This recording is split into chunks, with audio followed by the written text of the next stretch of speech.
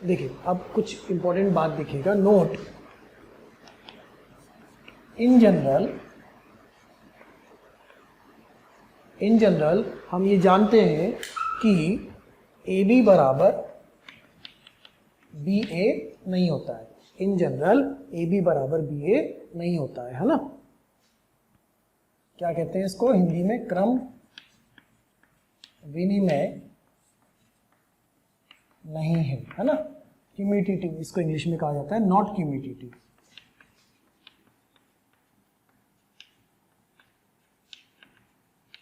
क्रम विनिमय नहीं है, ए बी बराबर बी ए नहीं होता है, ठीक है।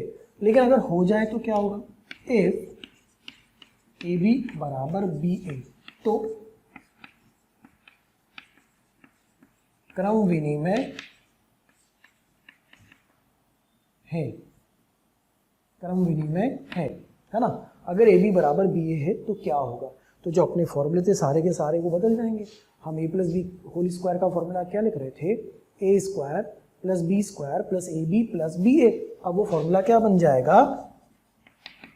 ए प्लस बी का whole square is equal to A square plus B square plus 2ab हो जाएगा। ए माइनस बी का होल स्क्वायर क्या बन जाएगा? A square minus 2ab plus B square बन जाएगा। बनेगा ना ऐसा बेटा? क्योंकि अब हमने क्या मान लिया कि ए बी बराबर बी ए है, लिखा हुआ यदि इफ ए बी बराबर बी ए है तो क्या होगा। तो ऐसे ही अगर हम ए प्लस बी का होल क्यूब लिखेंगे तो क्या आएगा? A cube plus 3a square plus 3ab square plus B cube. तो ऐसे ए प्लस बी की होल पावर 4 भी आएगा। तो क्या ऐसे ही बेटा द्विपद प्रमेय बाइनोमियल के अनुसार A plus B whole power n मिलेगा आपको? बिल्कुल मिलेगा। वो क्या मिलेगा? ए की power n plus nc1 a की पावर n माइनस 1 बी की पावर 1 प्लस nc2 ए की पावर n माइनस 2 बी की power 2 and so on up to ncn b की पावर n। ए की पावर खत्म हो जाएगी। ये एक फॉर्मूला बन गया। कैसे लिखा बेटा ये मैंने? बाइनोमियल थ्योरम से, द्विपद प्रमेय से। अब अगर इसी के अनुसार मैं लिखूं i plus a whole power n तो वो क्या बनेगा? ये a की जगह आ गया और ये b की जगह आ गया। तो क्या बनेगा? ये nc0 i की power n plus nc1 i की power n minus 1 a plus nc2 i की पावर n माइनस 2 a की पावर 2 प्लस ncn i खत्म हो जाएगा और ये आ जाएगा a की पावर n। i की कुछ भी घात हो, इकाई वाले आव्यूह की कुछ भी घात हो वापस इकाई होता है। इसका मतलब ये i की पावर n i बनेगा, ये भी i बनेगा और i इंटू a फिर से a बनेगा। तो एक रिजल्ट मिला मुझे i plus a whole power n is equal to i plus a nc1 a nc2। इसको सही तरीके से लिखे अपन, एक मिनट। क्या बना बेटा? i plus a whole power n is equal to i plus nc1 a nc2 a square कहाँ तक? ncn a की पावर n तक। ये आया अपने काम का फॉर्मूला, ये आया अपने लिए यूजफुल चीज कि यदि a इंटू बी क्रम विनिमय है, मतलब ये दोनों बराबर है, तो ये फॉर्मूले इस तरह से चलेंगे। और इस कंसेप्ट से एक फॉर्मूला निकल के आया कि i plus a whole power n ये वाला बन जाएगा।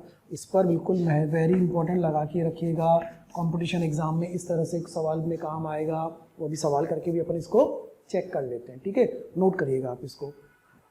देखिए सवाल लिखते हैं अपन अब इस बात पर। क्वेश्चन नंबर 6 सवाल क्या है देखिएगा। आव्यूह P दिया जा रहा है आपको 1 0 0 4 1 0 16 4 0 नहीं 1, यहाँ पर 1, ठीक है। Q ये कोई आव्यूह है जिसका अवयव QIJ परिभाषा को मानता है, ठीक है। और P की पावर 50 माइनस Q बराबर I दिया हुआ है। तो आपको Q31 Q32 अपॉन Q21 का मान ज्ञात करना है। ये आपको हल करना है।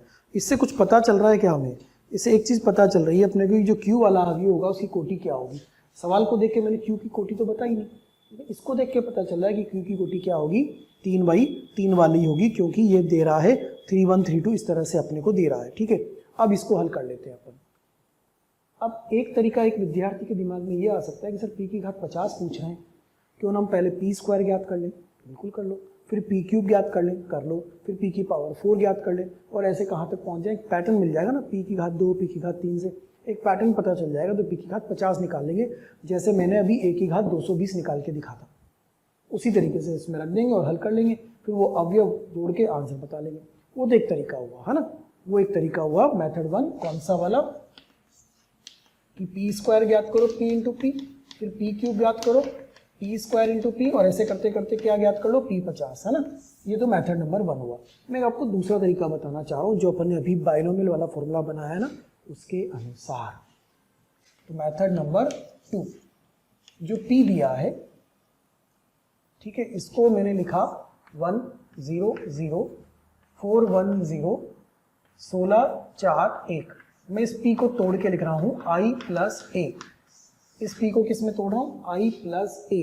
इसका लिए जो p वाला अवयव है ये बन जाएगा p is equal to i 1 0 0 0 1 0 0 0 1 plus, अब a हमें बनाना पड़ेगा, मतलब इसको तोड़ा है दो योग में तो 1, तो यहाँ पर कितना आ जाएगा 0 0 0, 0 ही आएगा। तभी तो देखो जोड़ने पर वापस वो बनना चाहिए। अब यहाँ पर ये 4 का 4 ही रहेगा, और ये 0 और ये भी 0, सही है, ये भी बिल्कुल सही। जोड़ो, देखो इन दोनों को जोड़ के 4, इन दोनों को जोड़ के 1, 16, तो यहाँ पर 16 प्लस 0 16 ही रहेगा, 4 प्लस 0 4, और ये वाला 1, नहीं ये भी 0 ही आएगा। बस इतना सा आएगा। देखो तो ये बन गया a, ये बन गया i, ये बन गया p। p को हमने तोड़ दिया, जोड़ के देखेंगे तो 16 ही रहेगा, 4 ही रहेगा, 1 ही रहेगा, वापस वो बन जाएगा p। आगे इतना। अब ये जो चीज़ आई है अपने पास, ये क्या आई है, p प्लस आई बराबर a। मुझे क्या ज्ञात करना है, p की घात 50। इसका मतलब p की घात जो 50 होगा वो i प्लस a की घात 50 होगा कि नहीं होगा, होगा। जो p की घात 50 होगा वो i प्लस a की घात 50 होगा कि नहीं होगा, होगा। अब i प्लस a की घात 50 को आप क्या लिखोगे, आप लिखोगे इसको i plus 50c1 into a plus 50c2 into a² plus 50c3 into a³ और कहाँ तक बेटा 50a की घात 50 तक। ऐसा लिख दोगे ना, अपना फॉर्मूला काम आया कि नहीं आया, आ गया। अब मुझे क्या क्या ज्ञात करना है, मुझे a चाहिए, a² चाहिए, a³ चाहिए। चलो उसको भी निकाल लेते हैं। अपन ने यहाँ पर a वाला जो बनाया वो क्या बना था, 0 0 0 4 0 0 16 4 0।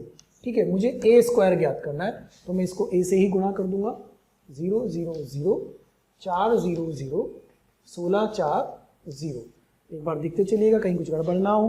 अब a² निकालने के लिए इसको गुणा करेंगे रो इंटू कॉलम। तो a² कितना आएगा बच्चों, ये तो पहला तो 0 ही आ गया, ये भी 0 आएगा और ये भी 0 आएगा। फिर ये वाला 4, ये भी 0 आ रहा है, लो भाई a² भी 0 आ रहा है। और देखो फिर इसको गुणा करो, 0 0, ये भी 0 आया, ये भी 0 आया। और देखो आगे इसको करो, 16 4 16, यहाँ 16 आएगा, फिर 0 0, ये भी 0 आ गया और ये भी 0 आ गया। ये a² मिल गया आपको, a² का मान आपको मिल गया। अब क्या ज्ञात करेंगे बच्चे, a³। तो a³ क्या होगा, a² इंटू a। चलिए वो भी बना लेते हैं। 0 0 0 0 0 0 16 0 0, यहाँ पर a 16 4 0। बच्चे अब अपन क्या ज्ञात कर रहे हैं, a³ ज्ञात कर रहे हैं। क्यों ज्ञात कर रहे हैं, क्योंकि मुझे a चाहिए, a² चाहिए, a³ चाहिए, a की घात 50 तक चाहिए, सब कुछ चाहिए। लेकिन क्या सबकी आवश्यकता पड़ेगी, नहीं पड़ेगी। देखो कैसे, इसको गुणा करो 0 आया, इसको गुणा करो 0 आया, इसको गुणा करो 0 आया, फिर ये वाला सारा 0 0 0 ही देगा, फिर ये वाला 0, ये भी 0 और आगे भी 0 और आगे भी 0। इसका मतलब जो a³ है वो क्या आ गया, एक 3/3 का शून्य अवयव आ गया। अब अगर a³ 0 आया तो a की पावर 4, a की पावर 5 सबके सब क्या आएंगे, 0 आएंगे, सबके सब क्या आएंगे, एज ए क्यूब 0 आया है, देयरफॉर ए की पावर 4, ए की पावर 5, ये सब के सब क्या हो जाएंगे, 0 हो जाएंगे। इसका अर्थ ये हुआ बेटा कि जो सवाल अपन कर रहे हैं उस सवाल में ये जो आगे के सारे टर्म्स हैं ये सब के सब क्या होने वाले हैं, 0। तो अपने पास बचेंगे कौन से, सिर्फ यह वाले पद बचेंगे बस, i plus 50c1a plus 50c2a square, इसका मान हो गया। और यही तो p की घात 50 है। ठीक है, अब रखना शुरू करते हैं सवाल के अंदर। हमें जो चाहिए वो ये वाला चाहिए था, तो p की घात 50, तो p की घात 50 माइनस क्यू बराबर i। ठीक है, इसकी जगह ये रखोगे आप i प्लस a की घात 50, तो ये बन जाएगा i plus 50c1a plus 50c2a square minus Q बराबर i। तो बेटा ये i और i तो कैंसिल हो गया, i और i तो कैंसिल हो गया। आपके पास आया 50c1a प्लस 50c2a स्क्वायर बराबर q, q को उधर ले गए और q वाला जो था अवयव वो बनेगा q1 q11 q22 इस तरीके से, तो अपन उसको भी बना लेते हैं। ठीक है, यहाँ रखो, फिर हम इसका जो मान ज्ञात करना है उस मान पर पहुंच जाएंगे और वो मान निकाल लेंगे।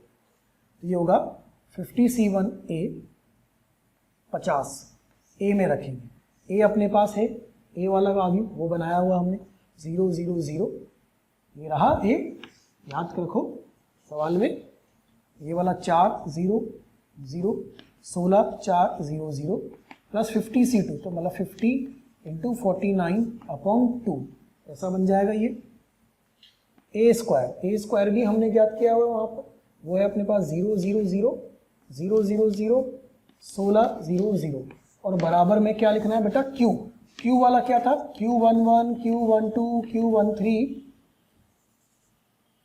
Q21 Q22 Q23 और Q31 Q32 Q33, ये वाला बन गया। अब क्या करें और आगे हल करें इसको, ये इतना लिख चुके हो सब लोग, ए अपने को यूज हो चुका है सवाल के अंदर।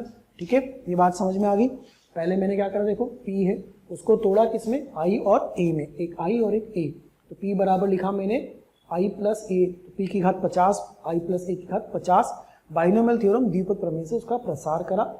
आगे चेक करा मैंने a स्क्वायर a क्यूब 0 आ रहा है, इसका मतलब आगे e की घात 2 से बड़ी जितनी भी घातें होंगी सब क्या होंगी 0, कुल मिला के यह अपने पास बचेगा। इसको हमने यूज कर लिया उस समीकरण में। ठीक है, तो ये सारी कहानी अपनी यूज हो चुकी है, इसको अपन हटाते हैं यहाँ से। बढ़िया सवाल है देखो IIT एग्जाम में, और ऐसे सवाल एडवांस में आने के चांसेस बने रहते हैं। अब इसके आगे अपन हल करते हैं, तो इसके आगे क्या किया जाए बेटा, इसको सॉल्व किया जाए, तो इसको गुणा कर दो और हल कर लो।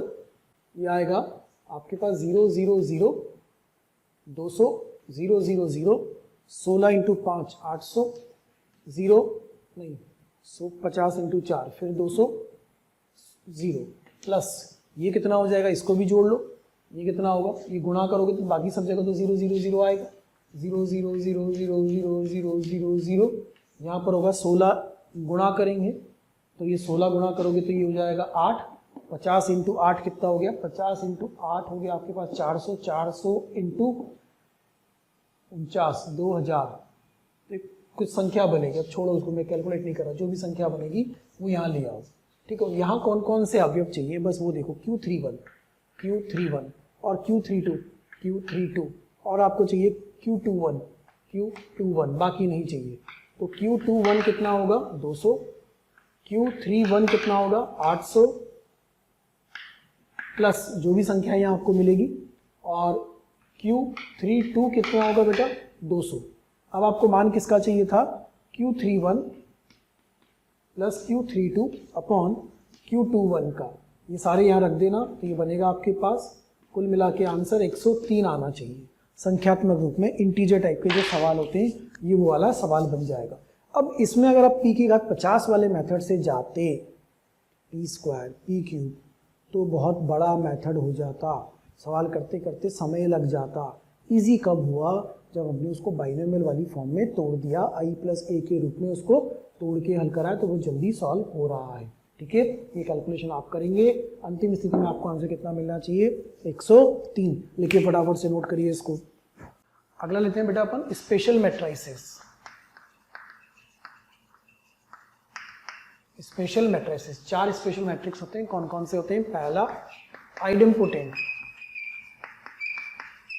आइडेम्पोटेंट मैट्रिक्स जिसको कहते हैं वर्ग सम आव्यूह।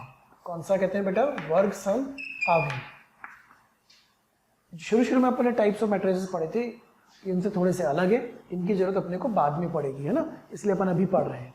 वर्ग सम आव्यूह, ये क्या होता है? वर्ग आव्यूह जिसके लिए, वर्ग आव्यूह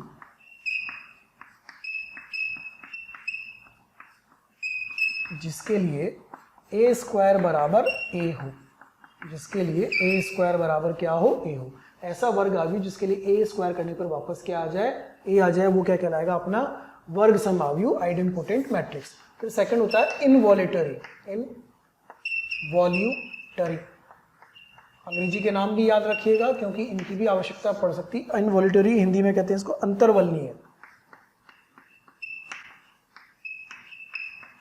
अंतर्वलनीय आव्यूह, इनवॉल्यूटरी अंतर्वलनीय आव्यूह। ये क्या होता है? ऐसा वर्ग आव्यूह, वर्ग आव्यूह जिसके लिए a स्क्वायर बराबर क्या आ जाए? i आ जाए। वर्ग आव्यूह जिसके लिए वर्ग करने पर एक ही जगह क्या आ जाए? आइडेंटिटी, इकाई वाला आ जाए, a square equal to i आ जाए, तो वो क्या कहलाएगा? अंतर्वलनीय। ठीक। फिर तीसरा होता है निलपोटेंट, निलपोटेंट मैट्रिक्स। ये होता है शून्य भावी। कौन सा? शून्य भावी मैट्रिक्स, शून्य भावी मैट्रिक्स। ये कौन सा होता है बेटा? ऐसा वर्ग आव्यूह जिसके लिए, वर्ग आव्यूह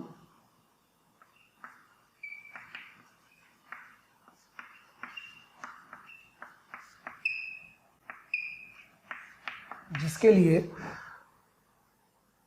a की power m is equal to 0 हो, जबकि a की पावर m माइनस 1 0 नहीं हो।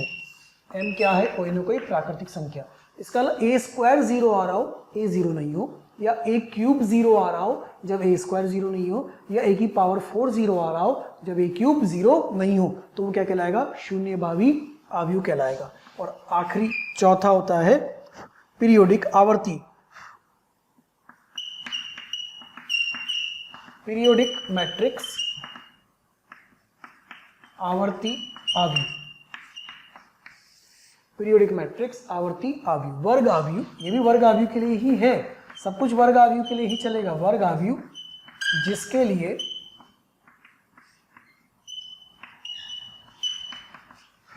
लिए a की पावर k प्लस 1 बराबर a आ जाए,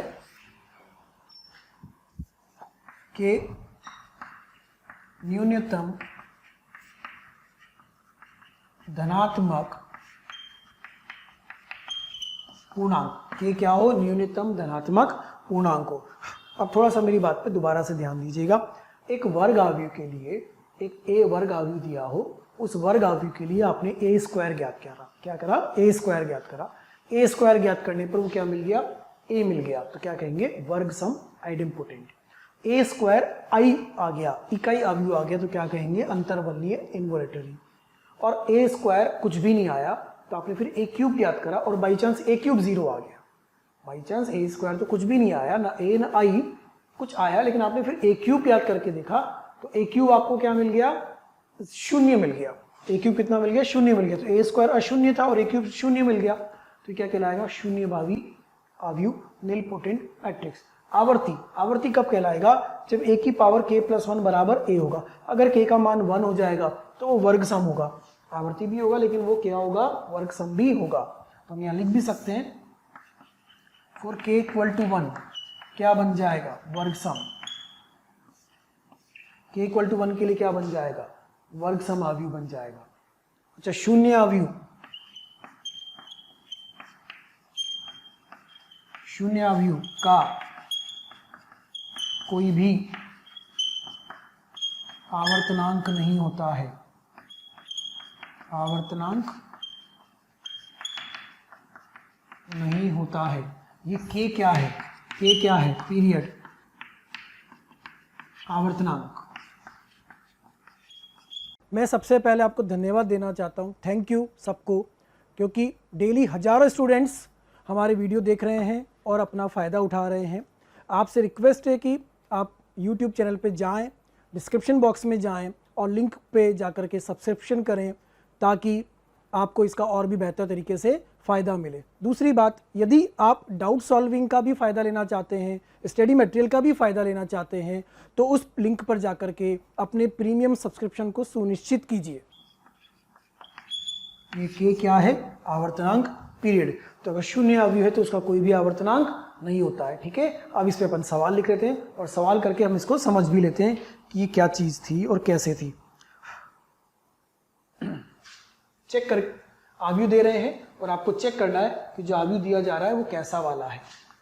क्वेश्चन 1, आव्यूह ए दिया जा रहा है आपको, a B, B square minus A square minus A B. ये कौन से प्रकार का है? इन चारों में से ये आप चेक करोगे। ऐसे एक और दे रहे हैं, आव्यूह a 2 minus 3 minus 5 minus 1 4 5 1 minus 3 minus 4। ठीक है, तो एक तो आपको दिया a B, B square minus A square minus A b 2 3 minus 5, क्योंकि अगर एक भी अक्षर, एक भी अवयव गलत हो गया ना, सारा खेल बिगड़ जाएगा। तो सवाल को देख करके बिल्कुल सही सही लिखना है अपने को। हाँ, हम अब क्या करेंगे, ए दिया है, इसके लिए हम ए स्क्वायर ज्ञात करें। अगर ए स्क्वायर वापस यही मिल गया तो वर्ग सम, अगर ए स्क्वायर आई आया अंतर्वलनीय, अगर ए स्क्वायर 0 आया शून्य भावी, कुछ भी नहीं आया फिर आगे देखेंगे क्या बोलना है उसको। ठीक है, तो ए स्क्वायर कैसे ज्ञात करते हो? ए को ए से गुणा करके, आव्यूह गुणन की ही प्रॉपर्टी लगेगी, इसीलिए अपन आव्यूह गुणन के बाद इसको पढ़ रहे हैं। शुरू में अपन जो टाइप्स लिखे थे उसमें अपन ने इसको नहीं पढ़ा है। देखिए, इसमें पहले सवाल में A square, A into A square is equal to A B, B square minus A square minus A B B square minus A square minus A B. ठीक है, गुणा करो, ए बी ये वाला हुआ A square B square minus A square B square, फिर row 1 into column 2, कितना होगा ये? A B cube minus A B cube, फिर रो 2 इंटू कॉलम 1, कितना होगा? माइनस ए क्यूब बी और प्लस ए क्यूब बी, और जैसे आएगा माइनस ए स्क्वायर बी स्क्वायर प्लस ए स्क्वायर बी स्क्वायर। लीजिए भैया, ये ए स्क्वायर कितना आ गया? 0 आ गया, सारे कैंसिल हो गए ना, ए स्क्वायर 0 आ गया, तो क्या कहलाएगा? नील पोटेंट, शून्य भावी।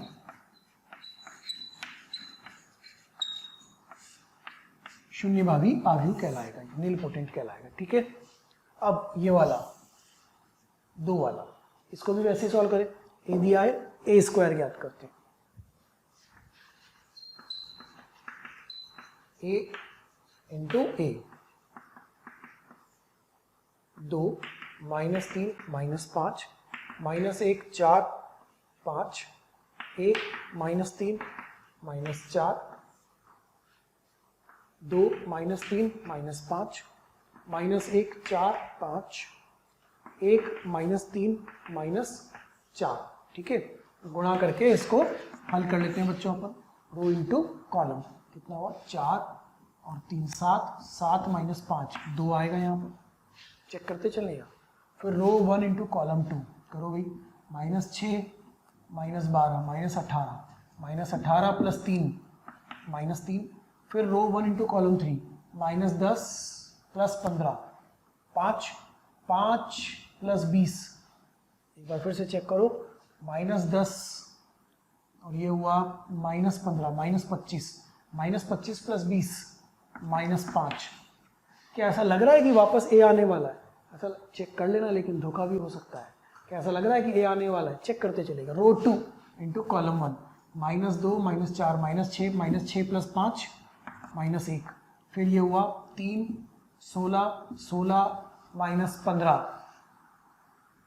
गड़बड़ हो गई, चेक करो फिर से दोबारा से। 3 16 19 और माइनस 15 प्लस का 4, और फिर से इधर करो 5 और 20 15 15 माइनस 20, चेक करते चलो एक बार, कुछ गड़बड़ ना हो। 5 और ये कितना हुआ 20, 25, 25 माइनस 20 5, तो ये पक्का ए ही आ रहा है। इसका मतलब ए स्क्वायर बराबर कितना आ गया ए। क्या कहोगे इसको? वर्ग सम। क्या ये आवर्ती है? आवर्ती है, लेकिन उसका आवर्तनांक कितना है 1। तो आवर्तनांक अगर 1 है तो उसका आवर्ती कहना बेकार है, उसको क्या कहना चाहिए अपने को? वर्ग सम कहना चाहिए। इतना सा काम करना है। ए स्क्वायर ए आता है वर्ग सम, ए स्क्वायर 0 आता है शून्य भावी, ए स्क्वायर इकाई आता है अंतर्वलनीय, और ए स्क्वायर के आगे कुछ और आकर के ए क्यूब पे चले जाते हो, ए क्यूब बराबर ए आया। तो आवर्ती जहाँ पर आवर्तनांक कितना होगा 2, के प्लस 1 लिखा है आपने, ध्यान रखिए के प्लस 1। तो आवर्तनांक कितना होगा? जैसे इसमें लिखेंगे तो के की वैल्यू कितनी होगी 1। आवर्तनांक कितना है इसका? 1 होगा। ठीक है, नोट कर लीजिए इस बात को आप।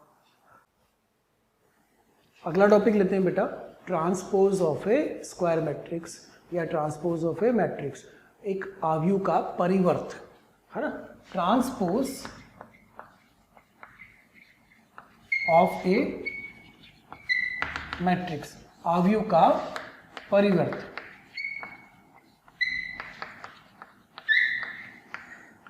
आव्यूह का परिवर्त ये कुछ वैसा ही है जो कि हम सारणिक की प्रॉपर्टी नंबर 1 में करते थे। सारणी की प्रॉपर्टी नंबर 1 में हम क्या करते थे? याद करो, सभी पंक्तियों को सभी स्तंभों से बदल देते थे।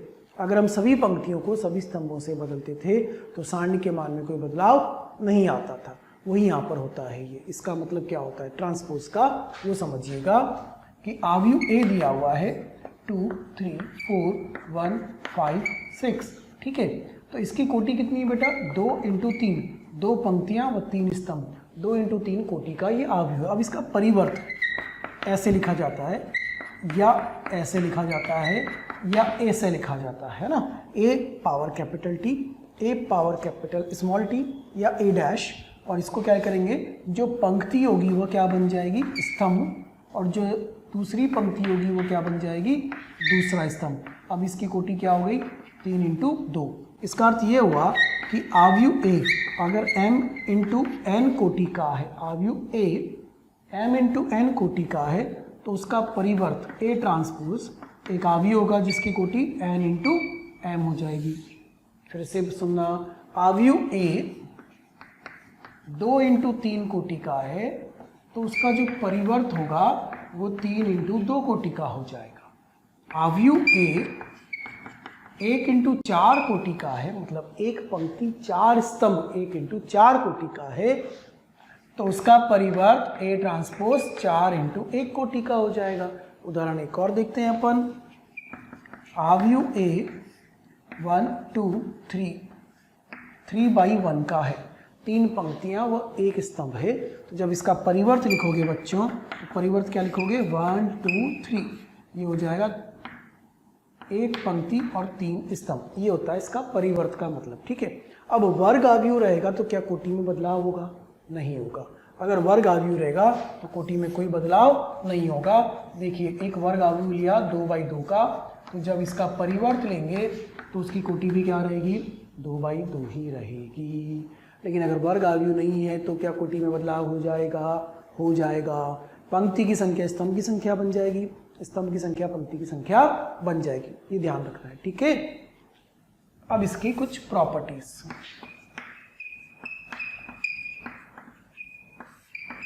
आव्यूह परिवर्त की प्रॉपर्टीज। पहली प्रॉपर्टी कि अगर आपने एक आव्यूह का परिवर्त लिया और फिर से परिवर्त ले लिया तो क्या वो वापस आपको ए मिलेगा? बिल्कुल मिलेगा। देखो बेटा, अगर आप इसका फिर से परिवर्त लोगे तो क्या वापस यहीं पहुंच जाओगे? अगर आप इस वाले आव्यूह का फिर से परिवर्त लोगे तो क्या वापस आपको जो ओरिजिनल मूल आव्यूह था वही मिल जाएगा? दूसरी बात, a प्लस बी के परिवर्त को a transpose plus b transpose ऐसा लिख सकते हैं, इससे कोई फर्क नहीं पड़ेगा। तीसरी बात, अगर k गुणन में है तो परिवर्त लेने पर वह k बाहर आ जाएगा, मतलब जो कांस्टेंट अचर राशि पूरे आव्यूह में सभी अवयवों के पास है वह तो सबके पास ही रहेगी, चाहे उनको ऐसा लिखो ऐसा लिखो। तो वो कांस्टेंट बाहर लिया जा सकता है। तीसरी बात, चौथी बात, इकाई आव्यूह है, इकाई आव्यूह है, अगर इसका परिवर्त लेंगे तो कुछ फर्क पड़ेगा क्या? नहीं पड़ेगा, क्योंकि इकाई आव्यूह क्या होता है? एक वर्ग आव्यूह होता है, और वर्ग आव्यूह का परिवर्त लेने पर वापस वर्ग आव्यूह ही आता है। आप यहाँ उदाहरण से भी दिखेगा 1 0 0 0 1 0 0 0 1। बेटा ये क्या है? I3। I3 मतलब ये क्या हुआ? एक 3 कोटि का इकाई आव्यूह। अब इसका मैंने परिवर्त लिया तो I3 का ट्रांसपोज ले रहे हैं, तो जो पहली पंक्ति है ना 1 0 0, क्या वही पहला स्तंभ भी है? जो दूसरी पंक्ति है 0 1 0, क्या वही दूसरा स्तंभ भी है 0 1 0? है। इसका मतलब आप वैसा का वैसा ही लिखो, कोई बदलाव आने वाला ही नहीं है। तो ये बनेगा 1 0 0 0 1 0 0 0 1, अर्थात इकाई आव्यूह का परिवर्त लेने पर उसमें कोई बदलाव नहीं आता है। ठीक है, आगे की बात करते हैं। अब प्लस में तोड़ सकते हैं, कांस्टेंट है तो बाहर ले सकते हैं। अब बात करें अपन अगर गुणन में होगा तो क्या होगा? अगर दो आव्यूह गुणन में होंगे और फिर परिवर्त लेंगे तो क्या होगा, है ना। पांचवी प्रॉपर्टी में इंपॉर्टेंट है, महत्वपूर्ण है, इसको कहते हैं रिवर्स लॉ। याद रखने के लिए क्या समझिए क्या है? Reverse law. उल्टा चलेगा, कैसे? a इंटू बी का परिवर्त बनेगा b परिवर्त इंटू a परिवर्त। रिवर्स गियर में कहानी चलेगी। a transpose a into b का ट्रांसपोज बराबर b transpose into a transpose. इधर क्या हुआ था बेटा? a प्लस बी का transpose, a transpose plus b transpose, है ना। तो यहाँ पर अगर मैंने 3 लिखे ए बी सी का ट्रांसपोज तो क्या बनेगा? C transpose b transpose a transpose. इस तरह से ये है रिवर्स लॉ, इसका ध्यान रखना। इसी रिवर्स लॉ से एक चीज़ और मिल जाती है कि अगर ए की घात n का ट्रांसपोज है तो उसको ए ट्रांसपोज की घात n भी लिख सकते हैं। इसी से लिख सकते हैं, कैसे? देखना, उदाहरण ए की घात 5 का ट्रांसपोज है तो क्या मैं इसे 1 गुणन 1 गुणन 1 गुणन 1 गुणन का ट्रांसपोज लिख सकता हूँ बच्चे? बिल्कुल लिख सकते हैं गुरुजी। ठीक है, ये A b C D E हो गया तो रिवर्स में आएगा, तो पहले सबसे पीछे वाला आएगा, फिर उसके बाद वाला आएगा, फिर उसके बाद वाला आएगा और अंत में पहला वाला आएगा। तो क्या ये ए की ट्रांसपोज की घात 5 नहीं हो गया? तो ये अदला बदली हो गई, ये भी ध्यान रखिएगा। ठीक है, इनका अत्यंत महत्वपूर्ण तरीके से ध्यान रखें। प्रश्न लेते हैं अपन एक। ठीक है, आव्यूह ए दिया है आपको 0 2y z x y minus z x minus y z।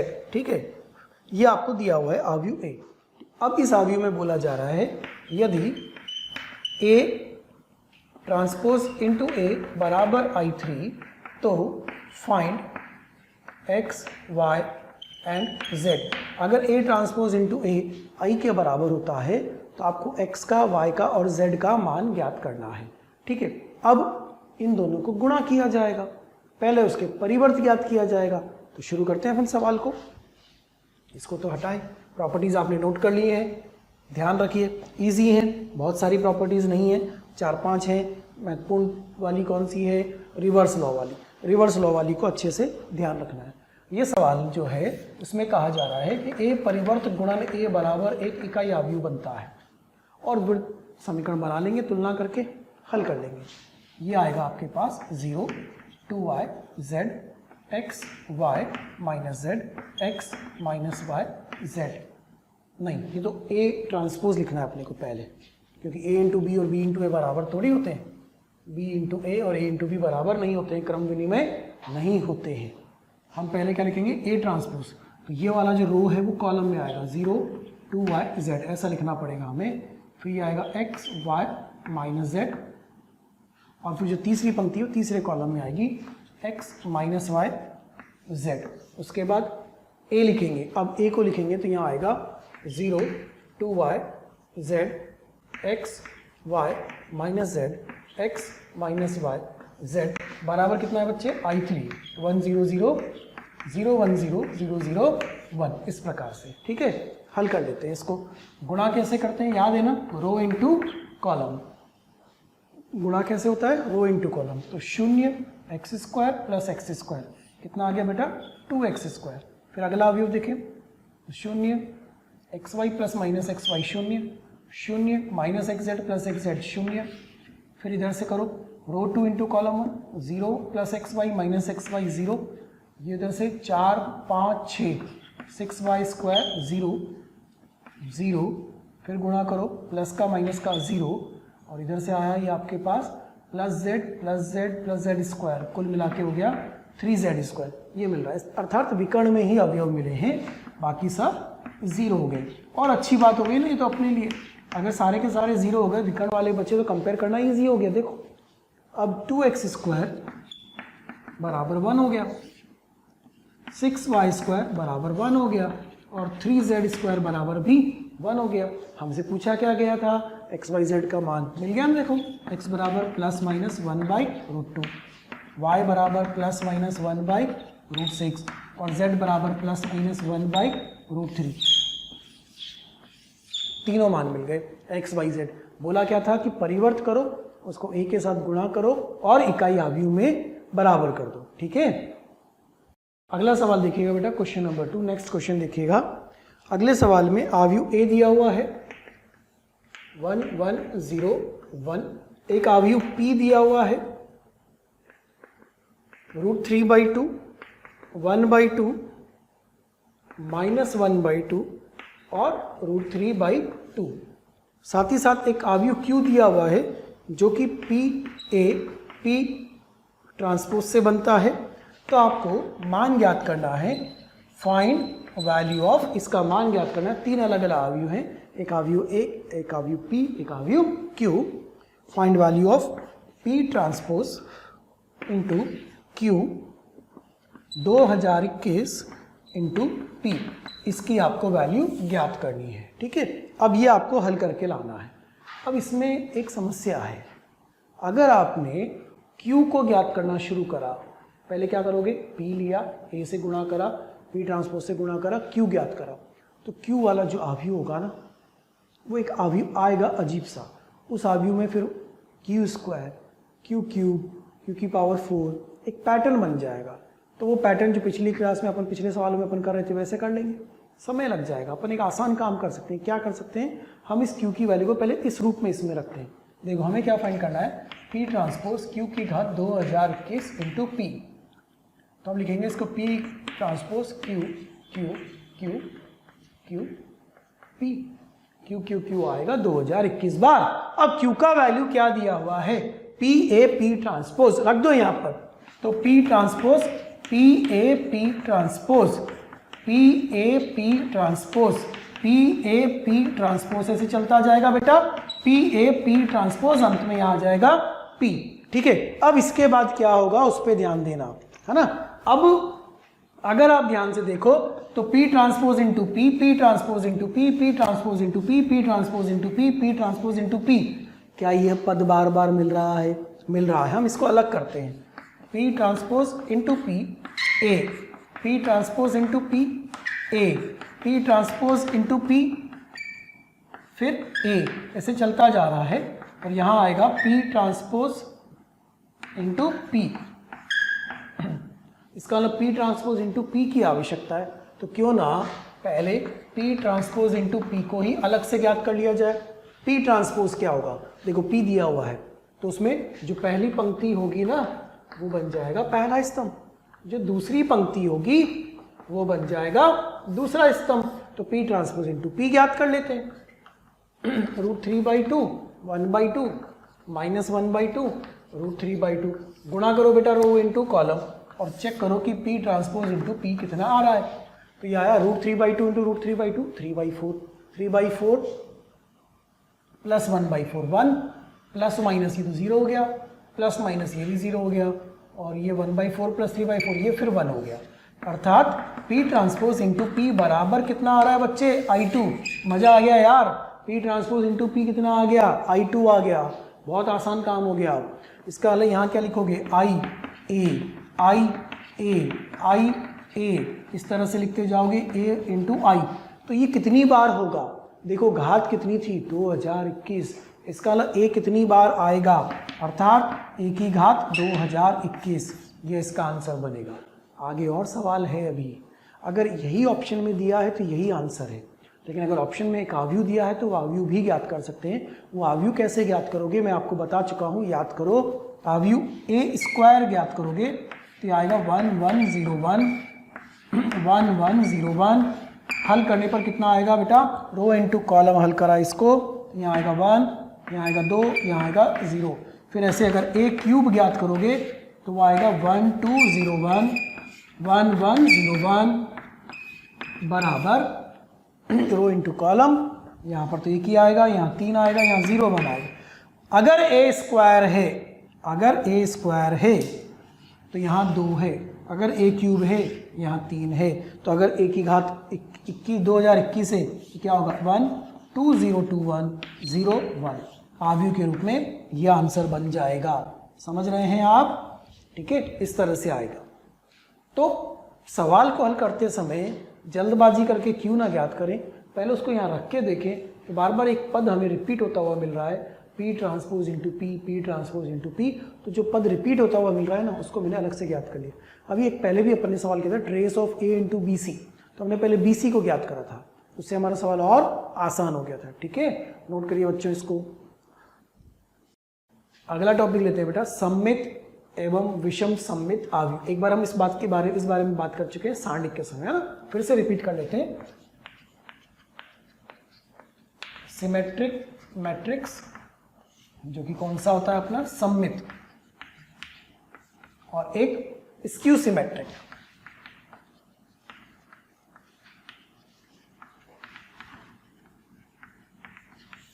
प्यारे बच्चों, कमेंट बॉक्स में रोज कमेंट्स आ रहे हैं कि सर इस टॉपिक पे वीडियो बना दीजिए, या ये इस बारे में हमें समझाइए, हमारी ये शंका है इसको दूर कर दीजिए।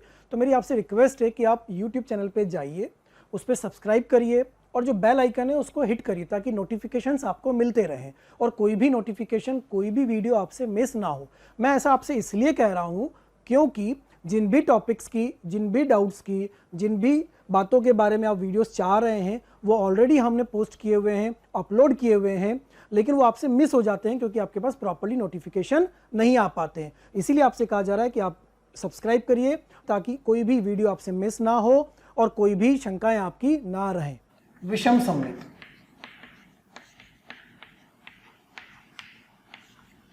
बात हो चुकी थी इस बारे में सारणी में, फिर भी रिपीट करते हैं अपन एक बार इसको। शुरू से पढ़ते हैं कि सममित आव्यूह कौन सा होता है, विषम सममित आव्यूह कौन सा होता है। देखिए, सममित के लिए पहली परिभाषा, if aij is equal to a of ji for every I and j, if aij is equal to a of ji for every I and j, इसका अर्थ क्या हुआ, a12 बराबर a21, a23 बराबर a32। यदि ऐसा होगा तो जो आव्यूह या जो सारणिक होगा वह एक सममित वाला होगा। इसमें जो विकर्ण वाला होगा तो वो तो ऐसा का ऐसा ही रह जाएगा। तो आव्यूह क्या बनेगा, देखो ए बी सी, a11, अब a12 ही a21 बनना चाहिए, a13 ही a31 बनना चाहिए। यहाँ पर मैंने लिखा x y, तो यहाँ भी y आएगा और ये z आएगा। ये बन गया कौन सा, सममित आव्यूह। दूसरा तरीका पहचानने का कि जो विकर्ण था उस विकर्ण को क्या मान लेंगे बेटा, दर्पण मान लेंगे, एक मिरर मान लेंगे। देखो इसको एक दर्पण की तरह देखो, एक मिरर की तरह। अगर ये विकर्ण एक मिरर है तो इसके ऊपर और इसके नीचे प्रतिबिंब बी सी सी वाई वाई क्या मिल रहे हैं, देखते ही पहचान में आ जाएगा सममित वाला। दूसरी बात, कभी कभी किसी विद्यार्थी के दिमाग में आता है कि सर ये वर्ग वाले में क्यों बनाया, अरे वर्ग वाला होगा तभी तो ये शर्त काम करेगी, वर्ग वाला नहीं होगा तो ये शर्त कैसे काम करेगी, क्योंकि अगर एक ही पंक्ति हुई तो a12 तो होगा लेकिन a21 नहीं होगा। तो ध्यान रखें दोनों किसके लिए हैं, सिर्फ और सिर्फ किसके लिए, ओनली फॉर वर्ग आव्यूह, सिर्फ वर्ग आव्यूह स्क्वायर मैट्रिक्स के लिए ही है। तीसरा तरीका देखने का, पहचानने का, जो R1 है क्या वही कॉलम 1 है, जो R2 है क्या वही कॉलम 2 है, जो R3 है क्या वही कॉलम 3 है। तो जो R1 है वही कॉलम 1 है, जो R2 है वही कॉलम 2 है, जो R3 है वही कॉलम 3 है। चौथा तरीका, ये चौथा तरीका सिर्फ आव्यूह में काम आता है, सारणिक में काम नहीं आता है।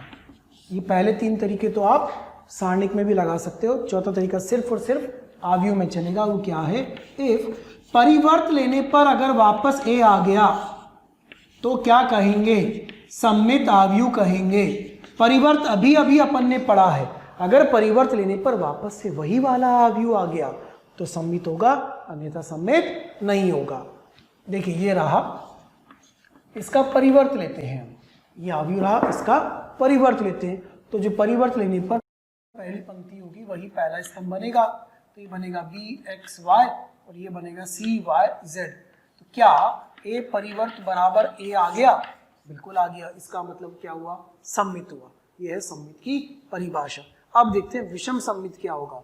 जो विषम सममित होता है वो परिवर्त वाले का बिल्कुल सममित वाले का बिल्कुल विपरीत होता है।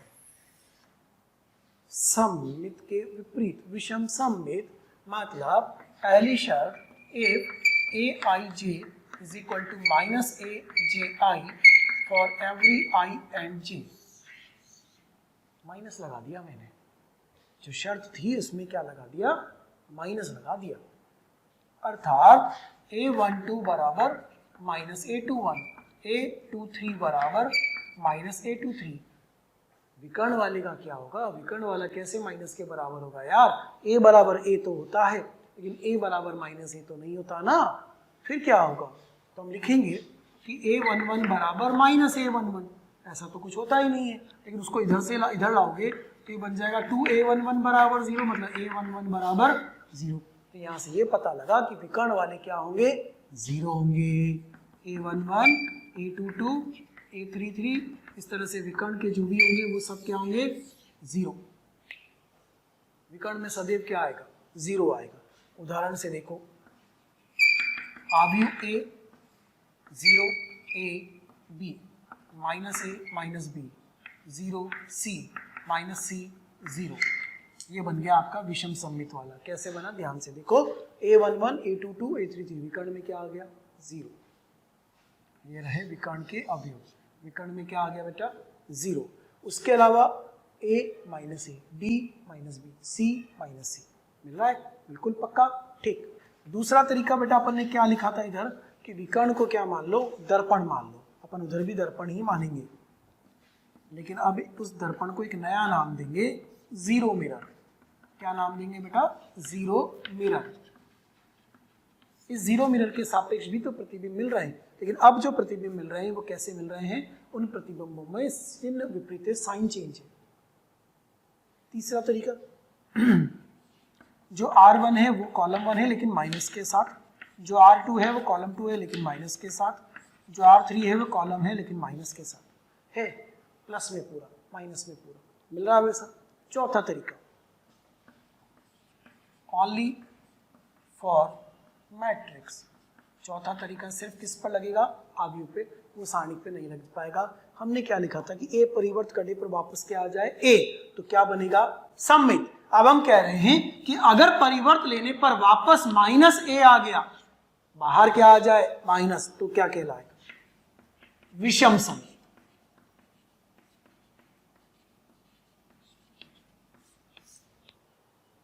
परिवर्त लेने पर वापस वही आव्यूह मिल गया तो सममित, और बाहर माइनस के साथ वापस वही आव्यूह मिला तो विषम सममित। आप करके दिख सकते हो, इस वाले को बना के दिख सकते हो। पहले इसको लिखो एक बार फटाफट से, नोट करो जल्दी से इसको, जो हमने लिखा है पूरी कहानी। उसके बाद हम एक उदाहरण को A ट्रांसपोज बराबर माइनस ए सिद्ध करके भी देखते हैं। इसी को करके देख लेते हैं। यहाँ है थोड़ी सी जगह मेरे पास, यही कर देता हूं मैं।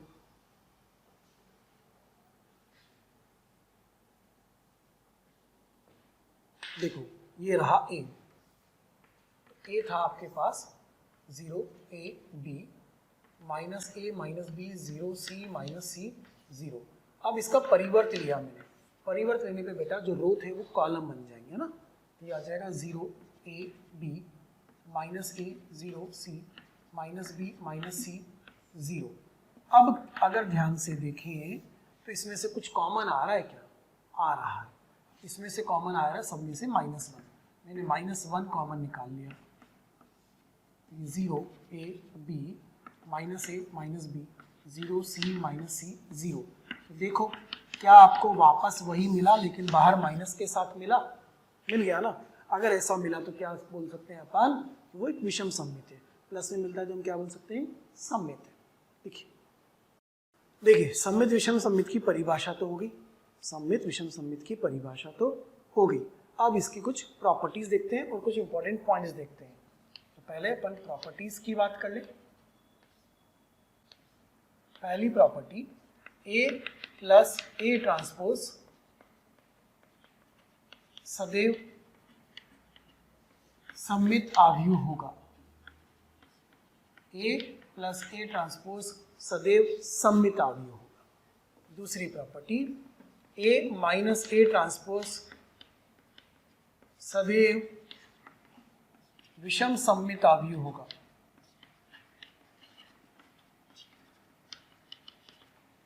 A प्लस A ट्रांसपोज सदैव सममित होगा और A माइनस A ट्रांसपोज सदैव विषम सममित आव्यूह होगा।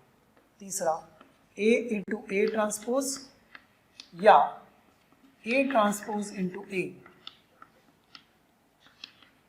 सदैव सममित होगा। ये तो इसकी तीन प्रॉपर्टी हैं जो कि हमें याद रखनी है अच्छे से, कि अगर A प्लस A ट्रांसपोज है तो सदैव सममित ही बनेगा और A माइनस A ट्रांसपोज है तो सदैव विषम सममित ही बनेगा। अब इसका प्रूफ समझिएगा, ध्यान दीजिएगा प्रूफ पर। अगर आपको कभी कोई आव्यूह दे दिया जाए और उस आव्यूह में जांच करनी है आपको कि दिया गया आव्यूह सममित है या नहीं है, अपन ने अभी अभी क्या पढ़ा था कि उसका परिवर्त ले लो। परिवर्त लेने के बाद अगर वो A आता है तो सममित होता है और परिवर्त लेने के बाद अगर वो माइनस A आता है तो विषम सममित होता है। तो हमें भी इस प्रश्न में चेक करना है कि जो आएगा वो सममित आएगा कि नहीं आएगा। हम क्या करें, जो दिया है ना उसका परिवर्त ले लेते हैं। A प्लस बी का परिवर्त, A परिवर्त प्लस B परिवर्त, ये हो जाएगा A ट्रांसपोज प्लस A। क्या वही जो प्रश्न था वही मिल गया आपको वापस, सममित हो जाएगा। Therefore सममित। सेकंड वाला देखो, माइनस वाले को देखो, A minus A transpose. A minus A transpose के लिए सिद्ध करना है तो A माइनस A ट्रांसपोज का परिवर्त, ट्रांसपोज परिवर्त A माइनस B, तो A परिवर्त माइनस परिवर्त का परिवर्त, ये क्या हुआ A परिवर्त माइनस A। माइनस कॉमन निकालो बेटा, क्या आपको वापस वही प्रश्न मिल गया जो हमने शुरू किया था। इसका मतलब वो क्या हो गया, विषम सममित।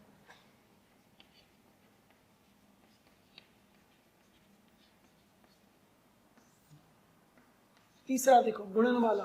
गुणन वाले में हम A इंटू A ट्रांसपोज का परिवर्त लेते हैं, तो गुणन में क्या चलता है, वो रिवर्स ऑर्डर में चलता है। रिवर्स में चलेगा तो A परिवर्त का परिवर्त और A का परिवर्त, ये आ गया A और ये आ गया ये वापस परिवर्त। क्या जो प्रश्न था वही मिला, जो प्रश्न था अगर वही मिला तो क्या कहोगे, सममित।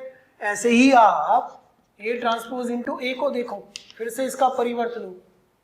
प्रश्न A ट्रांसपोज इंटू A है, इसका परिवर्त ले लो। रिवर्स ऑर्डर में लिखोगे A transpose into A transpose का ट्रांसपोज इंटू A का ट्रांसपोज, कितना हो गया A इंटू A ट्रांसपोज। गलत लिखा ना, रिवर्स में लिखना है, रिवर्स में लिखोगे रिवर्स में। तो पहले कौन सा आएगा, A transpose into A transpose का ट्रांसपोज, ये हो गया A ट्रांसपोज इंटू A, वापस वही तो मिला जो प्रश्न था, रिवर्स में चलेगा, मिल गया वही। अर्थात हम क्या कहेंगे, सममित। तो जो प्रूफ करने का तरीका है ना बेटा, जो प्रूफ करने का तरीका है, ये प्रश्न करने का तरीका है। अगर आपको किसी आव्यूह की जांच करनी है या किसी आव्यूह के इस तरह से योग या गुणन के समीकरण की जांच करनी है कि वो एक सममित है या विषम सममित है, तो उसका परिवर्त ले लो, ट्रांसपोज ले लो। अगर वापस वही प्रश्न मिल जाता है जहां से आपने शुरू किया था तो वो सममित बन जाएगा, और माइनस कॉमन आ जाता है तो बेटा वो क्या बन जाएगा, विषम सममित बन जाएगा। ठीक है, ये इसकी प्रॉपर्टीज हुई। अब कुछ इसके इंपॉर्टेंट पॉइंट्स की बात कर लेते हैं जो कि सारणिक में भी आपने पढ़े होंगे। जैसे एक विषम सममित सारणिक होता है तो उसके विकर्ण में सदैव क्या आते हैं, 0 आते हैं, है ना। वही अपन इंपॉर्टेंट पॉइंट्स लिख लेते हैं। इंपॉर्टेंट पॉइंट्स, पहला, विषम सममित आव्यूह के विकर्ण के सभी अवयव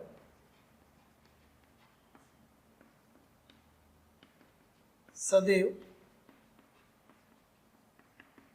शून्य होंगे। विषम सममित आव्यूह के विकर्ण के सभी अवयव सदैव शून्य होंगे। विकर्ण में ऑलवेज क्या आता है? 0 आता है। दूसरी बात, एक समकोटि के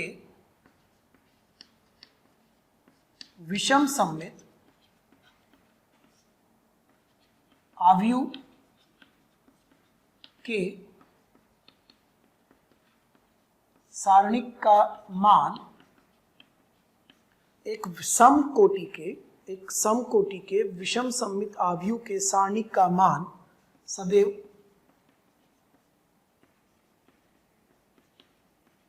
पूर्ण वर्ग होता है। भाई बताते हैं कैसे, एक बार पहले अपन लिख लेते हैं। इसी प्रकार से एक विषम कोटि का विषम सममित आव्यूह होगा तो उसके सारणिक का मान 0 होगा। तो एक विषम कोटि के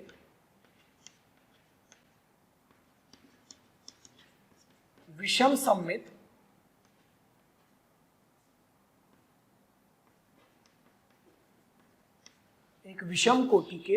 सममित आव्यूह के सारणिक का मान सदैव शून्य होता है।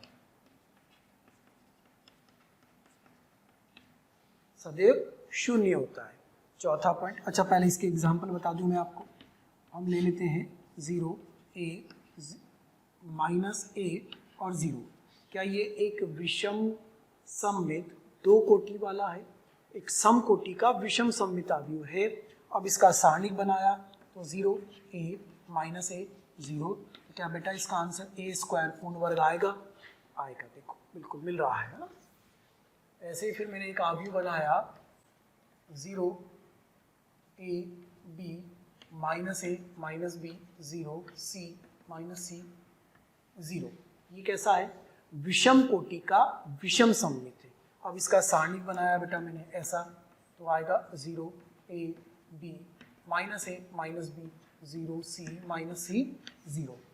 ठीक, अब इसको बिना हल करे वैसे ही कर सकते हैं। देखो इसमें से माइनस कॉमन निकालें बेटा, इसमें से माइनस, इसमें से माइनस और इसमें से माइनस। -1 की घात 3, -1 की पावर 3। जो बचेगा ना आपके पास वो आएगा -a,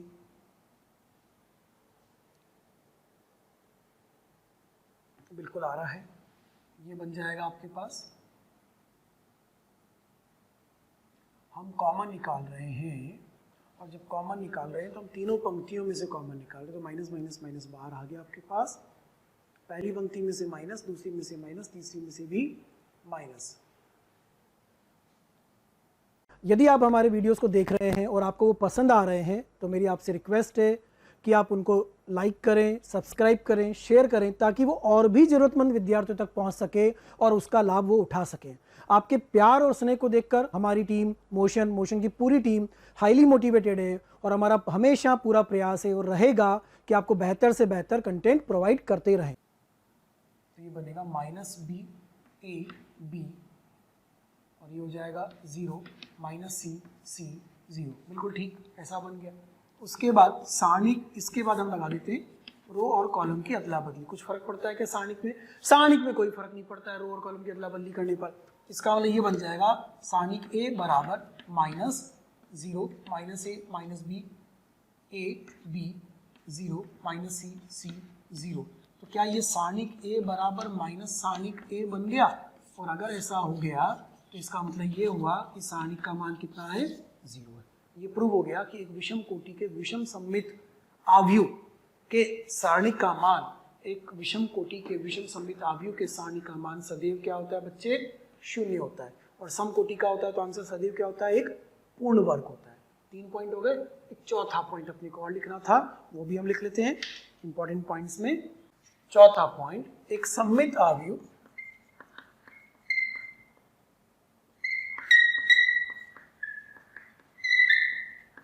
में अधिकतम उपलब्ध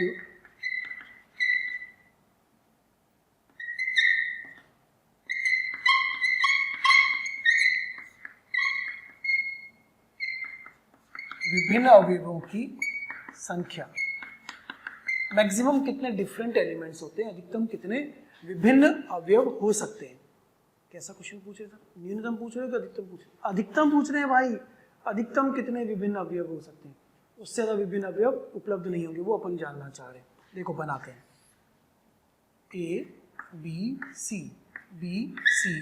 एक्स वाई जेड। बेटा ये बना लिया अपन ने सममित वाला। तो विकर्ण में तो 3 आएंगे ही आएंगे कि नहीं आएंगे? आएंगे। तो कितने होंगे? n विकर्ण में, प्लस जैसे यहां ऊपर होंगे क्या वैसे ही यहाँ नीचे भी होंगे। ऊपर कितने होते हैं? n इंटू एन माइनस 1/2, क्या उतने भी वही होंगे।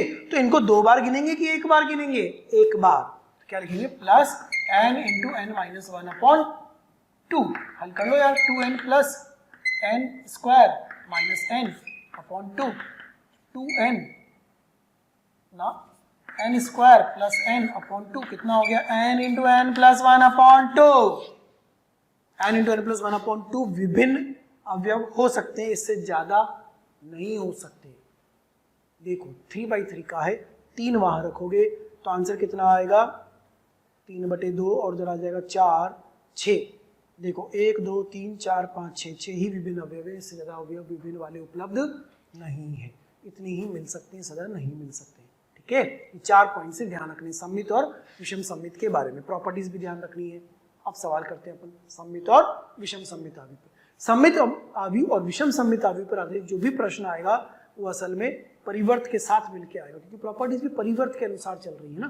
परिवर्त लेने पर ए आता है तो सममित बोलते हो, परिवर्त लेने पर माइनस ए आता है तो विषम सममित बोलते हो। ए प्लस ए ट्रांसपोज होता है तो सममित होता है, ए माइनस ए ट्रांसपोज होता है तो विषम सममित होता है, ए गुणन ए ट्रांसपोज या ए ट्रांसपोज गुणन ए होता है तो सममित होता है। तो निर्भर किस पर कर रही है? परिवर्त पर, ट्रांसपोज पर। ठीक है, तो इसके जो सवाल बनेंगे वो 2 टॉपिक मिक्स के बनेंगे, ट्रांसपोज और सममित विषम सममित मिक्स होकर सवाल बनेगा। कैसा बनेगा अपन लिखते हैं सवाल। देखिए सममित विषम सममित की परिभाषा तो होगी, सममित विषम सममित की परिभाषा तो हो गई। अब इसकी कुछ प्रॉपर्टीज देखते हैं और कुछ इंपॉर्टेंट पॉइंट्स देखते हैं। तो पहले अपन प्रॉपर्टीज की बात कर ले। पहली property, A plus A transpose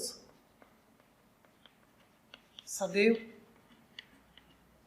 सममित अवयव होगा। ए प्लस ए ट्रांसपोज सदैव सममित अवयव होगा। दूसरी property, A minus A transpose सदैव विषम सममित अवयव होगा।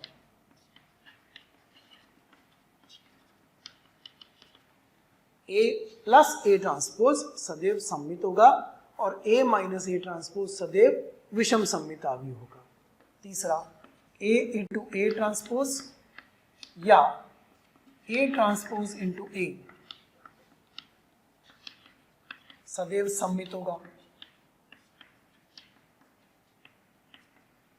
ये तो इसकी 3 प्रॉपर्टी हैं जो कि हमें याद रखनी है अच्छे से, कि अगर a प्लस ए ट्रांसपोज है तो सदैव सममित ही बनेगा और a माइनस ए ट्रांसपोज है तो सदैव विषम सममित ही बनेगा।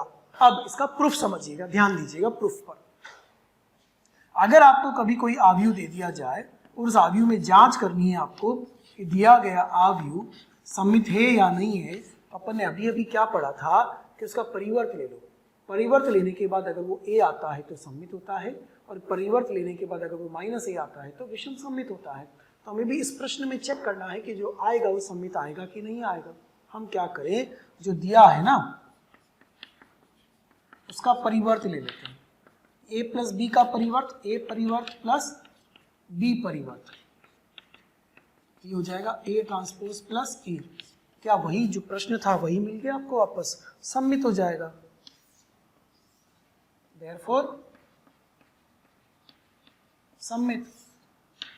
सेकंड वाला देखो, माइनस वाले को देखो, A minus A transpose, A minus A transpose के लिए सिद्ध करना है तो ए माइनस ए ट्रांसपोज का परिवर्त, ट्रांसपोज परिवर्त ए माइनस बी, तो ए परिवर्त माइनस परिवर्त का परिवर्त, ये क्या हुआ ए परिवर्त माइनस ए, माइनस कॉमन निकालो बेटा, क्या आपको वापस वही प्रश्न मिल गया जो हमने शुरू किया था? इसका मतलब क्या हो गया? विषम सममेत।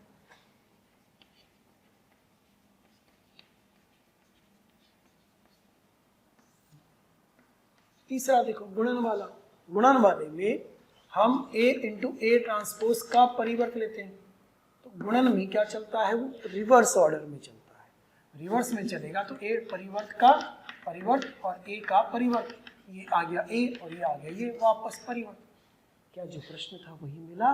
जो प्रश्न था अगर वही मिला तो क्या कहोगे? सममेत। ऐसे ही आप a ट्रांसपोज इंटू ए को देखो, फिर से इसका परिवर्त लो, प्रश्न a ट्रांसपोज इंटू ए है, इसका परिवर्त ले लो, रिवर्स ऑर्डर में लिखोगे a transpose into A transpose का ट्रांसपोज इंटू ए का ट्रांसपोज, कितना हो गया? a इंटू ए ट्रांसपोज, गलत लिखा ना, रिवर्स में लिखना है, रिवर्स में लिखोगे रिवर्स में, तो पहले कौन सा आएगा? A transpose into A transpose का ट्रांसपोज, ये हो गया ए ट्रांसपोज इंटू ए, वापस वही तो मिला जो प्रश्न था, रिवर्स में चलेगा, मिल गया वही, अर्थात हम क्या कहेंगे? सममेत। तो जो प्रूफ करने का तरीका है ना बेटा, जो प्रूफ करने का तरीका है, ये प्रश्न करने का तरीका है। अगर आपको किसी आव्यूह की जांच करनी है या किसी आव्यूह के इस तरह से योग या गुणन के समीकरण की जांच करनी है कि वो एक सममित है या विषम सममित है, तो उसका परिवर्त ले लो, ट्रांसपोज ले लो। अगर वापस वही प्रश्न मिल जाता है जहाँ से आपने शुरू किया था, तो वो सममित बन जाएगा, और माइनस कॉमन आ जाता है तो बेटा वो क्या बन जाएगा? विषम सममित बन जाएगा। ठीक है, ये इसकी प्रॉपर्टीज हुई। अब कुछ इसके इंपॉर्टेंट पॉइंट्स की बात कर लेते हैं जो कि सारणिक में भी आपने पढ़े होंगे। जैसे एक विषम सममित सारणिक होता है तो उसके विकर्ण में सदैव क्या आते हैं? 0 आते हैं, है ना? वही अपन इंपॉर्टेंट पॉइंट्स लिख लेते हैं। इंपॉर्टेंट पॉइंट्स, पहला, विषम सममित आव्यूह के विकर्ण के सभी अवयव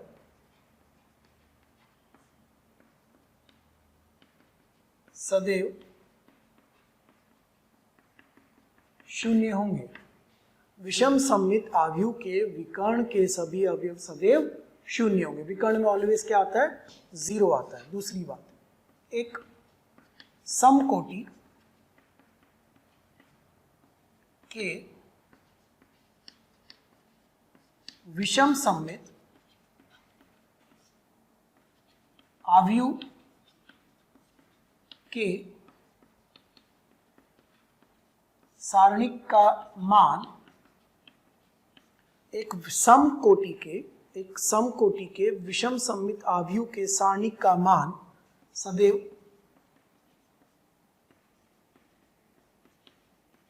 पूर्ण वर्ग होता है। अभी बताते हैं कैसे, एक बार पहले अपन लिख लेते हैं। इसी प्रकार से एक विषम कोटि का विषम सममित आव्यूह होगा तो उसके सारणिक का मान 0 होगा। तो एक विषम कोटि के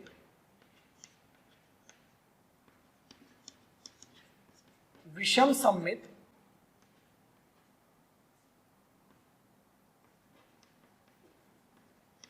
एक विषम कोटि के विषम सममित आव्यूह के सारणिक का मान सदैव शून्य होता है। सदैव शून्य होता है। चौथा पॉइंट, अच्छा पहले इसके एग्जाम्पल बता दूं मैं आपको। हम ले लेते हैं 0, a, -a और 0। क्या ये एक विषम सममित 2 कोटि वाला है? एक समकोटि का विषम सममित आव्यूह है। अब इसका सारणिक बनाया तो 0, a, -a, 0। तो क्या बेटा इसका आंसर a² पूर्ण वर्ग आएगा? आएगा। देखो बिल्कुल मिल रहा है ना। ऐसे ही फिर मैंने एक आव्यूह बनाया 0 a b minus a minus b 0 c minus c 0। ये कैसा है? विषम कोटि का विषम सममित है। अब इसका सारणिक बनाया बेटा मैंने ऐसा, तो आएगा 0 a b minus a minus b 0 c minus c 0।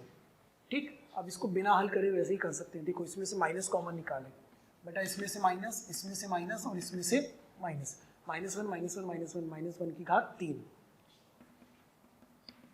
Minus 1 की पावर 3। जो बचेगा ना आपके पास वो आएगा माइनस a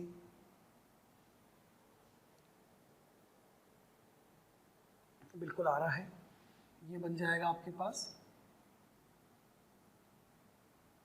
हम कॉमन निकाल रहे हैं, और जब कॉमन निकाल रहे हैं तो हम तीनों पंक्तियों में से कॉमन निकाल रहे हैं, तो माइनस माइनस माइनस बाहर आ गया आपके पास। पहली पंक्ति में से माइनस, दूसरी में से माइनस, तीसरी में से भी माइनस, तो ये बनेगा माइनस बी ए बी, और ये हो जाएगा 0 माइनस सी सी 0। बिल्कुल ठीक, ऐसा बन गया। उसके बाद सारणिक, इसके बाद हम लगा देते हैं रो और कॉलम की अदला बदली। कुछ फर्क पड़ता है क्या सारणिक में? सारणिक में कोई फर्क नहीं पड़ता है रो और कॉलम की अदला बदली करने पर। इसका मतलब ये बन जाएगा सारणिक ए बराबर minus 0 minus A minus B A B 0 minus C C 0। तो क्या ये सारणिक ए बराबर माइनस सारणिक ए बन गया? और अगर ऐसा हो गया तो इसका मतलब ये हुआ कि सारणिक का मान कितना है? 0 है। ये प्रूव हो गया कि एक विषम कोटि के विषम सममित आव्यूह के सारणिक का मान, एक विषम कोटि के विषम सममित आव्यूह के सारणिक का मान सदैव क्या होता है बच्चे? 0 होता है। और समकोटि का होता है तो आंसर सदैव क्या होता है? एक पूर्ण वर्ग होता है। 3 पॉइंट हो गए। एक चौथा पॉइंट अपने को और लिखना था, वो भी हम लिख लेते हैं इंपॉर्टेंट पॉइंट्स में। चौथा पॉइंट, एक सममित आव्यूह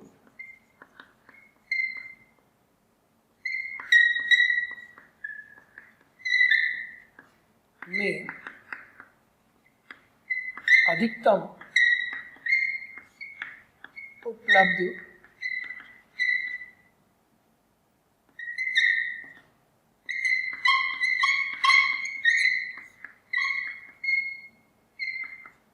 विभिन्न अवयवों की संख्या। मैक्सिमम कितने डिफरेंट एलिमेंट्स होते हैं, अधिकतम कितने विभिन्न अवयव हो सकते हैं? कैसा क्वेश्चन पूछ रहे थे? न्यूनतम पूछ रहे हो कि अधिकतम पूछ रहे हो? अधिकतम पूछ रहे हैं भाई। अधिकतम कितने विभिन्न अवयव हो सकते हैं? उससे ज्यादा विभिन्न अवयव उपलब्ध नहीं होंगे, वो अपन जानना चाह रहे हैं। देखो बनाते हैं a b c x y y z. बेटा ये बना लिया अपन ने सममित वाला। तो विकर्ण में तो 3 आएंगे ही आएंगे कि नहीं आएंगे? आएंगे। तो कितने होंगे? n विकर्ण में, प्लस जैसे यहां ऊपर होंगे क्या वैसे ही यहाँ नीचे भी होंगे? ऊपर कितने होते हैं? n इंटू n माइनस 1/2, क्या उतने भी वही होंगे? तो इनको 2 बार गिनेंगे कि 1 बार गिनेंगे? 1 बार। तो क्या लिखेंगे? Plus n into n minus 1/2। हल कर लो यार, 2n plus n square minus n upon 2, 2n ना, n square plus n upon 2 कितना हो गया? n into n plus 1/2। n into n plus 1/2 विभिन्न अवयव हो सकते हैं, इससे ज्यादा नहीं हो सकते। देखो 3/3 का है, 3 वहां रखोगे तो आंसर कितना आएगा? 3/2 और उधर आ जाएगा 4 6। देखो 1 2 3 4 5 6 ही विभिन्न अवयव है, इससे ज्यादा अवयव विभिन्न वाले उपलब्ध नहीं है। इतने ही मिल सकते हैं, ज्यादा नहीं मिल सकते। ठीक है, ये 4 पॉइंट से ध्यान रखने, सममित और विषम सममित के बारे में। प्रॉपर्टीज भी ध्यान रखनी है। अब सवाल करते हैं अपन सममित और विषम सममित आव्यूह पर। सममित आव्यूह और विषम सममित आव्यूह पर आधारित जो भी प्रश्न आएगा वो असल में परिवर्त के साथ मिलके आएगा, क्योंकि प्रॉपर्टीज भी परिवर्त के अनुसार चल रही है ना। परिवर्त लेने पर ए आता है तो सममित बोलते हो, परिवर्त लेने पर माइनस ए आता है तो विषम सममित बोलते हो। ए प्लस ए ट्रांसपोज होता है तो सममित होता है, ए माइनस ए ट्रांसपोज होता है तो विषम सममित होता है, ए गुणन ए ट्रांसपोज या ए ट्रांसपोज गुणन ए होता है तो सममित होता है। तो निर्भर किस पर कर रही है? परिवर्त पर, ट्रांसपोज पर। ठीक है, तो इसके जो सवाल बनेंगे वो 2 टॉपिक मिक्स के बनेंगे, ट्रांसपोज और सममित विषम सममित मिक्स होकर सवाल बनेगा। कैसा बनेगा अपन लिखते हैं सवाल। जो वीडियोस आप देख रहे हैं, जो वीडियोस हम आपको पढ़ा रहे हैं, यदि आप वीडियो वो चाहते हैं और भी मटेरियल चाहते हैं, स्टडी मटेरियल चाहते हैं, तो आप एक नंबर नोट कर लीजिए और उस नंबर पर कॉल कीजिए। नंबर है 1821 799 अर्थात 18002121 799। Thank you.